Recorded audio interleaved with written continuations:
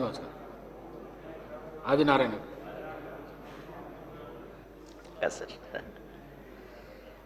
ధన్యవాదాలు అధ్యక్ష.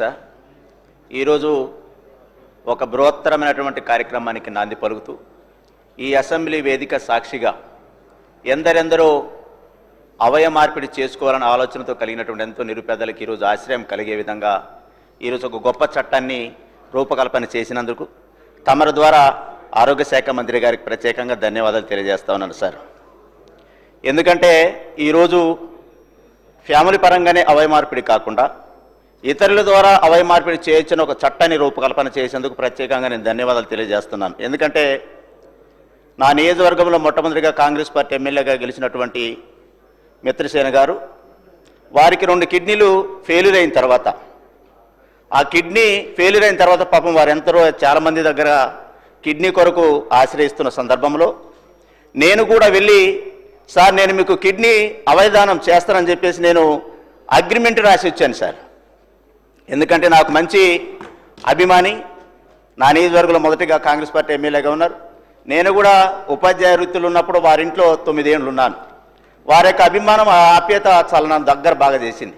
కాబట్టి నేను నా కుటుంబ సభ్యులతో మాట్లాడి నేను అవయదానం కిడ్నీ ఇస్తానని వారి దగ్గర అగ్రిమెంట్ చేసిన తర్వాత ఆ యొక్క అగ్రిమెంట్ పత్రాన్ని నేను నిమ్స్ హాస్పిటల్కి వెళ్ళి తీసుకెళ్ళిన తర్వాత ఆ రోజు ఒక్క చుక్క ఎదురైంది నాకు. సార్ మీరు అవయదానం కిడ్నీ డొనేట్ చేస్తున్నారు కానీ మీరు ఇవ్వడానికి మీకు అర్హత లేదు, ఎందుకంటే ఒక ఫ్యామిలీ మెంబర్గా మాత్రానికే అర్హత ఉంది తప్ప ఇతరులు ఇవ్వడానికి అర్హత లేదని రిజెక్ట్ చేశారు సార్.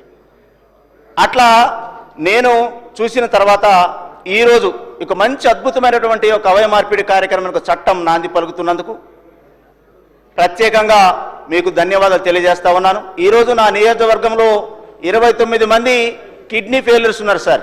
ఈరోజు ఒక మంచి శుభవార్త వినబోతా ఉన్నారు, అద్భుతమైన ప్రణాళిక వినబోతా ఉన్నారు. ఇందాక పెద్దల గౌరవనీయులు కేటీఆర్ గారు చెప్పినట్టుగా నేను కూడా నా నియోజకవర్గంలో మొట్టమొదటిగా అగ్రిమెంట్లో నేను కిడ్నీ ఇవ్వటాను, అవయదానం ఇవ్వటానికి అగ్రిమెంట్ పత్రం మీద నేనే మొట్టమొదటిగా సంతకం చేయడం కోరుకుంటాను సార్.